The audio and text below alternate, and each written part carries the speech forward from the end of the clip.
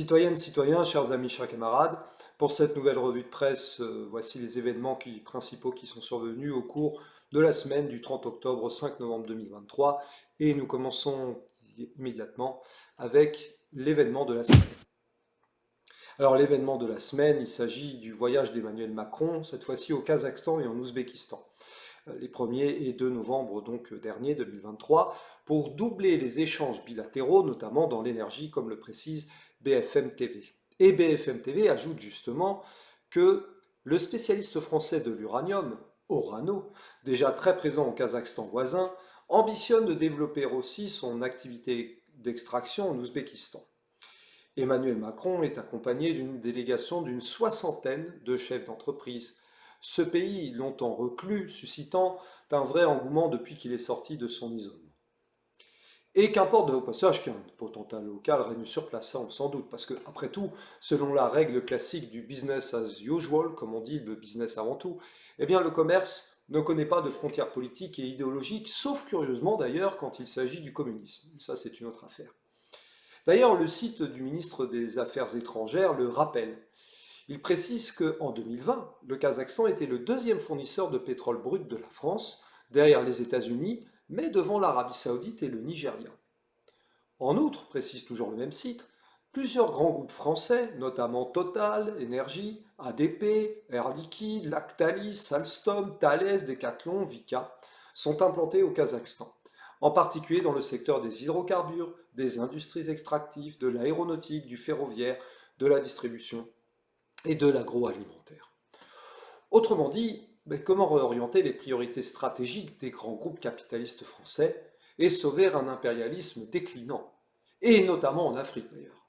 C'est un petit peu ce que précise TV5 Monde en indiquant que sur l'uranium, le Kazakhstan est très clairement indispensable. C'est le premier fournisseur de la France en matière d'uranium et l'Ouzbékistan est le deuxième. Vu l'état d'hostilité qui règne au Niger par rapport à la France, vous m'en direz tant, il semble assez compliqué d'imaginer que la France continue d'importer en masse de l'uranium de ce pays. Jusqu'ici, le Niger, était le deuxième fournisseur de la France. Cette analyse est confirmée par celle qui a été menée par l'essayiste et délégué syndical de la CGT cheminot, Jimmy Dalidou, qui était invité sur la chaîne RT, vous savez, la fameuse chaîne proscrite par les médias aux ordres et par la Macronie. Et Jimmy Dalidou rappelle à raison que la France, inféodée aux États-Unis, a des impératifs politiques dictés par les dirigeants des grandes multinationales. Et ce, à un moment où le monde multipolaire prend forme, comme l'illustre d'ailleurs l'essor du projet chinois des nouvelles routes de la soie qui passent par l'Asie centrale. Et Jimmy Dalidou ajoute que plus de 40% de l'uranium est fourni par le Kazakhstan. D'où la conclusion logique que face au risque pour la France de rater le coche pour se greffer au nouvel ordre mondial en train de se dessiner, et il est vrai que là, la France est en train de rater le coche, étant donné qu'elle est inféodée à l'ordre euro-atlantique et qu'elle est la tête de pont au soutien inconditionnel à Israël et à l'Ukraine. Eh bien, Jimmy Dalidou précise que, au-delà de ce problème, il y a un risque insurrectionnel, du fait des salaires très bas et des factures énergétiques qui augmentent, ce que les travailleurs français ne sauraient accepter davantage pendant plus longtemps. Autrement dit, l'expansion impériale comme remède à la lutte des classes. Exactement ce que disait déjà très bien le colonialiste britannique Cecil Rhodes à la fin du XIXe siècle, au moment de partir à la conquête de l'Afrique australe. Voici ce qu'il déclarait. L'empire, ai-je toujours dit, est une question de ventre. Autrement dit, si vous voulez éviter la guerre civile, il faut devenir impérialiste. Traduisons, si vous voulez éviter la grande explication de classe que prévoit le PRCF depuis des années, il faut devenir impérialiste comme les Macron en Asie centrale. À présent, le chiffre de la semaine, un nouveau chiffre rond, 1000. 1000, c'est le nombre de victimes palestiniennes en Cisjordanie, où l'armée israélienne et les colons s'en donnent à cœur joie contre les Palestiniens depuis l'offensive du Hamas dans la bande de Gaza le 7 octobre dernier. Mediapart précise d'ailleurs que depuis le 7 octobre, les colons israéliens profitent du déploiement des militaires pour terroriser des communautés palestiniennes isolées et accaparer leurs terres. De telles attaques ont déjà forcé plus de 870 Palestiniens à quitter leur foyer. Et Mediapart ajoute que depuis le 7 octobre, 154 Palestiniens ont été tués en Cisjordanie, bilan du 6 novembre à la mi-journée, dont au moins 7 par des colons. Bon, vous voyez qu'on est même un peu plus de 1000. Ce n'est pas une nouveauté, hein, nous sommes bien d'accord. Mais inutile de préciser en tout cas que Netanyahou eh bien, se sent pousser des ailes et que le soi-disant voyage utile de Macron en Israël, selon les dires de Yannick Jadot et Fabien Roussel, ben, il a surtout été justement pour Benyamin Netanyahou et pour l'ensemble de l'extrême droite colonialiste et raciste, qui poursuivent leur funeste projet de nettoyage ethnique des territoires palestiniens, et pas seulement dans la bande de Gaza. Dès lors, quoi de plus logique, puisqu'Israël dispose de toute façon du soutien inconditionnel d'Ixit Yael Braun-Pivet, nous ne le rappellerons jamais assez, présidente de l'Assemblée nationale, et de l'immunité absolue garantie notamment par l'impérialisme états-unien. Cette immunité absolue est telle qu'Israël se permet même de frapper l'Institut français qui siège à Gaza, et cette frappe a eu lieu le jeudi 2 novembre. L'occasion pour France Inter d'indiquer que la France demande des explications à Israël ce vendredi 3 novembre, après la frappe qui a touché l'Institut français de Gaza sans faire de victimes. Nous avons demandé aux autorités palestiniennes de nous communiquer sans délai, par les moyens appropriés, les éléments tangibles ayant motivé cette décision, a indiqué le Quai d'Orsay en début d'après-midi. La chef de la diplomatie française, Catherine Colonna, a exprimé son étonnement et son incompréhension. Alors évidemment, tout aussi illuminé que son ami fanatique Netanyahou, la Macronie ne peut comprendre que ce Netanyahou n'est rien d'autre qu'un théocrate fasciste, comme le dit d'ailleurs le maire de Tel Aviv, Ron Huldaï, qui piétine allègrement le droit international, comme le fait d'ailleurs Israël depuis 75 ans, que ce soit dans le Golan annexé par la force, qui jusqu'alors était quand même appartenait à la Syrie, que ce soit dans la bande de Gaza, qui connaît un terrible nettoyage ethnique, on l'a dit, ou que ce soit en Cisjordanie, où en réalité, désireux de réaliser le grand projet d'Eretz Israël, le gouvernement Netanyahou intensifie la colonisation en prenant prétexte de l'offensive du Hamas du 7 octobre dernier. Il y a pourtant un terme approprié pour désigner les attaques israéliennes, aussi bien en Cisjordanie que contre l'Institut français de Gaza. Eh bien, c'est un acte de guerre. Un acte de guerre auquel, bien entendu, la Macronie ne répondra pas. L'image de la semaine à présent, assez colorée, elle nous vient de New York, plus précisément du siège de l'Organisation des Nations Unies, où l'Assemblée générale s'est prononcée à la quasi-unanimité en faveur d'une résolution appelant à la fin du blocus illégal organisé par les États-Unis sur l'île de Cuba.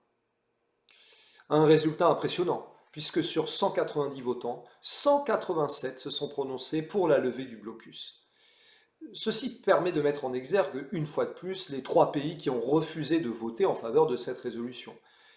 Et nous constatons qu'il s'agit du trio le plus dangereux au monde pour la paix. D'abord, le régime pro-nazi de Kiev, qui s'est abstenu. Et puis, bien entendu, les États-Unis impérialistes et Israël raciste et colonialiste, qui ont voté contre la résolution. Évidemment, cette résolution, sans aucune valeur contraignante, de fait, ne sera pas appliquée par l'impérialisme états-unien, sans doute. Comme d'ailleurs toutes les résolutions précédentes qui avaient le même objet, puisqu'il faut rappeler quand même qu'il s'agit de la 31e résolution consécutive depuis l'instauration de l'embargo par John Kennedy en 1962, ce que rappelle d'ailleurs l'humanité. Mais cette photographie illustre l'isolement terrible dans le fond des États-Unis et la contestation croissante de son hégémonisme cet hégémonisme qui pousse le monde à la guerre. L'occasion, cependant, d'offrir une tribune à nombre de pays pour dénoncer l'éternel 2 poids 2 mesures auxquels sont habitués les Cubains ou même malheureusement les Palestiniens. Et en particulier, le représentant de la Chine a rappelé que la résolution oblige tous les pays à se conformer à la Charte des Nations Unies, alors que le blocus affecte le droit de survivre et la liberté de commerce du peuple cubain. L'impérialisme états-unien, le colonialisme raciste israélien et le néonazisme ukrainien, plus que jamais, sont symboliquement au banc de l'humanité parce qu'ils représentent le danger le plus immédiat et le plus grave pour la planète. La personnalité de la semaine à présent, eh bien, il s'agit d'Éric Zemmour, qui, emboîtant le pas d'Emmanuel Macron, eh bien, a décidé de partir lui aussi en pèlerinage, si j'ose dire, en Israël, comme le précise le Figaro. Et il est allé en pèlerinage pour défendre la civilisation judéo-chrétienne. Ce sont les propos d'Éric Zemmour. Un séjour de quelques jours permettant aux nostalgiques du maréchal Pétain de manier l'art de la plume, puisqu'il écrit notamment « Depuis que je suis rentré d'Israël jeudi, c'était jeudi dernier, donc le 2 novembre, on me demande souvent quelle image j'en retiendrai. Et ce n'est nullement par esprit de contradiction que je réponds, pas une image, une odeur. Une odeur poisseuse, une odeur pénétrante, suffocante, entêtante. Une odeur qui s'accrochait à mes narines longtemps après qu'elle fut dissipée, l'odeur de la mort. L'odeur de la mort au centre médico-légal de Tel Aviv, où des scientifiques tentent de reconstituer ces innombrables corps mutilés, éventrés, calcinés, pour leur donner une identité et une sépulture digne. L'odeur de la mort au kibbutz Kfar Aza, à quelques mètres de Gaza, où des maisons saccagées laissent découvrir la vie au moment précis où elle fut brisée. Une tasse de café encore pleine, du linge étendu, des jouets d'enfants. Et des traces de sang partout sur les murs, le sol, les lits. Cette odeur, inutile de dire que Éric Zemmour ne l'aperçoit pas dans la bande de Gaza, ni en Cisjordanie, ni même dans Jérusalem-Est. Parce que gageons que le bruit et l'odeur, comme l'affirma d'ailleurs si joliment Jacques Chirac à Orléans au sujet des immigrés en 1991, eh bien le bruit et l'odeur qui viendraient de populations qu'Éric Zemmour estime être barbares, incommoderaient incontestablement le président de Reconquête. N'oublions pas d'ailleurs que Reconquête est le nom du parti qu'il a créé et qui correspond très bien à son projet, à savoir celui de mener la guerre des civilisations. Nous avions d'ailleurs déjà eu l'occasion de préciser ce point lors d'une revue de presse en septembre, où nous pouvions voir Éric Zemmour et Marion Maréchal poser ensemble derrière une banderole intitulée « Défendre notre civilisation ». Comme le précise un autre article paru dans Mediapart, et en date du 2 novembre, Éric Zemmour cultive ses obsessions identitaires. Puisqu'en déplacement dans un pays meurtri par les attaques du Hamas, Éric Zemmour a transformé son voyage de 3 jours en événement de campagne, utilisant le conflit au Proche-Orient pour développer sa rhétorique sur la guerre des civilisations. Une obsession qui, il est vrai, peut bénéficier du soutien des médias aux ordres, qui, du Point à CNews, en passant par Alcé ou Le Figaro, s'en donnent à cœur joie pour charger tous les jours et diffamer tout le temps sur les Arabes et sur les musulmans. La déclaration de la semaine à présent, la voici. En affirmant de manière inconditionnelle le droit d'Israël à se défendre, et en votant contre une résolution de l'ONU appelant à un cessez-le-feu, le gouvernement français se fait complice d'un nettoyage ethnique à Gaza. C'est une déclaration en date du mardi 31 octobre 2023 et que l'on retrouve dans une tribune qui a été publiée par Libération. Et cette tribune, c'est ça qui est très intéressant, est l'œuvre d'un collectif de 85 personnalités juives qui dénoncent l'opération militaire en cours à Gaza et l'instrumentalisation de l'émotion légitime suscitée par les attaques du 7 octobre. Alors parmi les premiers signataires se trouve notamment le sociologue Michael Levy, la journaliste Alice Pfeiffer, l'ancien président de Médecins sans frontières Ronnie Broman ou encore le juriste Albert Lévy. Et le titre de l'article publié par Libération s'intitule ainsi « Frappe sur Gaza, vous n'aurez pas le silence des Juifs de France ». Il aurait été préférable en fait de dire des citoyens français de confession juive, parce que c'est exactement ce que sont ces citoyens. Mais passons sur ce point, et soulignons comment la Macronie se trouve de plus en plus dans l'embarras, si ce n'est dans l'impasse, et prise à son propre piège de la répression fascisante, invoquant désormais la dernière arme qui lui reste pour continuer de soutenir inconditionnellement Israël dans sa funeste entreprise de nettoyage ethnique. Bien entendu, l'arme de l'antisémitisme. Un antisémitisme qui est réel en France, et qui d'ailleurs sert la Macronie, qui sert également les médias aux ordres et tous les laquais de l'ordre établi pour criminaliser tout soutien au peuple palestinien, mais aussi toute condamnation de la théocratie fasciste israélienne. Et à la limite, si tous ces gens veulent vraiment combattre le réel antisémitisme, et non pas l'antisémitisme couscous, qui a été fustigé par l'éditorialiste de LCI, Pascal Perry, qui d'ailleurs a reçu pour l'occasion, il faut le signaler, le soutien de Riposte laïque. C'est-à-dire qu'on se retrouve bien entre copains idéologiques. Eh bien, plutôt que de fustiger cet antisémitisme couscous, autant s'intéresser à la famille politique, spécialiste en matière d'antisémitisme, à savoir l'extrême droite, qui cherche à se dédiaboliser par tous les moyens. Au point même de nier son histoire, comme l'a fait le dimanche 5 novembre le jeune loup aux dents longues Jordan Bardella, en affirmant que Jean-Marie Le Pen n'était pas antisémite. Les chambres à gaz sont un détail de l'histoire de la Deuxième Guerre mondiale. Oui. Monsieur Noah a dit qu'il s'était engagé à ne plus chanter en France si le Front National arrivait en tête de l'élection. Cochon qui s'en dédie. Et Monsieur Bruel aussi.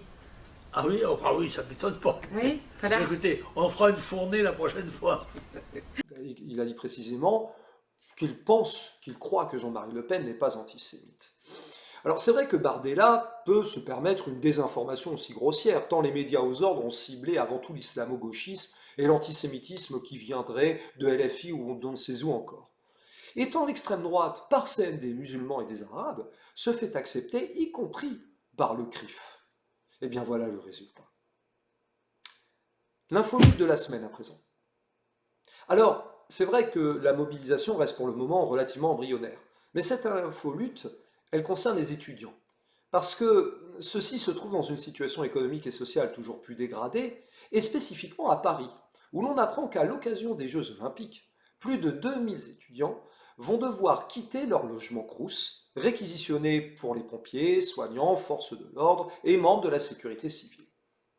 Et France Info précise que les étudiants dont le logement est réquisitionné pour les Jeux Olympiques recevront 100 € et de place pour des épreuves olympiques. Encore une fois, nous avons ici une nouvelle démonstration de la vision du monde du Macronat, qui fonctionne selon une logique faussement caritative et qui privilégie les primes et les dons. Au montant dérisoire, cela va de soi, face à un coût de la vie qui lui flambe de plus en plus.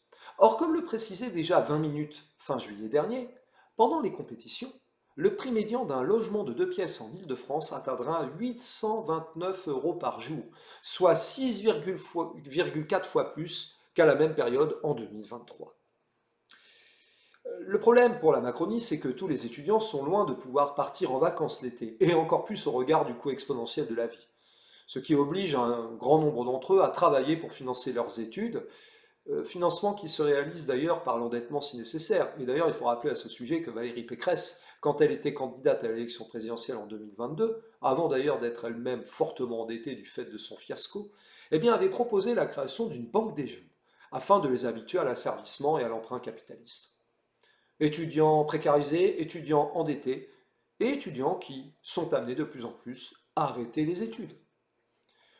Bien entendu, ce ne sont pas un chèque de 100 € et 2 places pour les Jeux Olympiques, certainement d'ailleurs pour assister au premier tour d'une compétition d'aviron ou de lutte, eh bien qui compenseront la décision antisociale et antipopulaire de la Macronie. Et au-delà, et au contraire, celle-ci incitera peut-être même les étudiants, pour compenser cette situation, à être travailleurs bénévoles.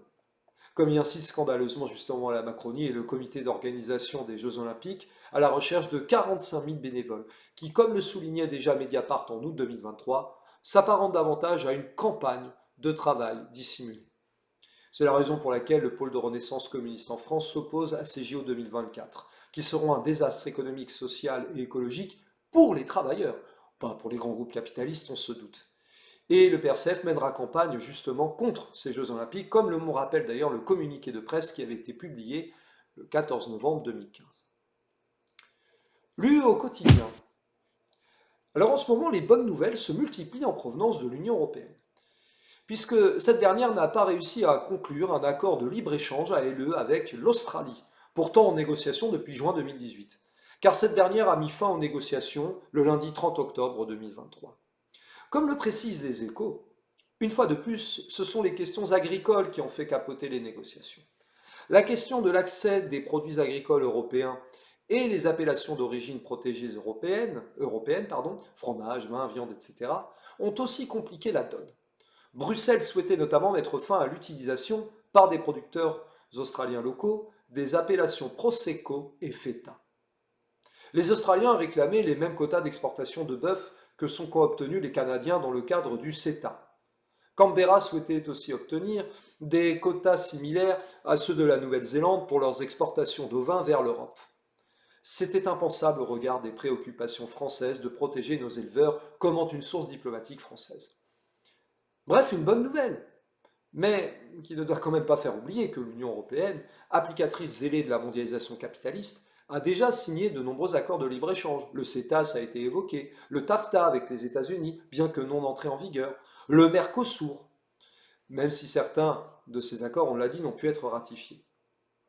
Et puis, on peut citer aussi le Japon et la Corée du Sud. Et bien entendu, l'Union européenne poursuivra sa politique funeste pour les travailleurs, aussi bien d'Europe que dans le reste du monde. Parce que la mondialisation capitaliste, c'est l'essence même de l'Union européenne. C'est pour cela que, face à cette situation, faire miroiter la révision des traités européens et l'utopie d'une Europe sociale, d'une Europe des gens au lieu de l'argent, eh bien, revient plus que jamais à prendre les travailleurs pour des imbéciles. La réalité, c'est que seul le Frexit progressiste ouvrira la perspective d'une rupture avec l'ordre capitaliste.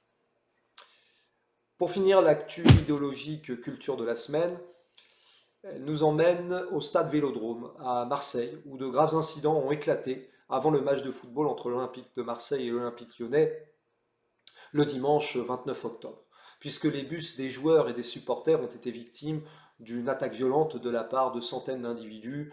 Alors ultra, hooligans, sont-ce des supporters ou pas des supporters, chacun sera libre de l'interprétation.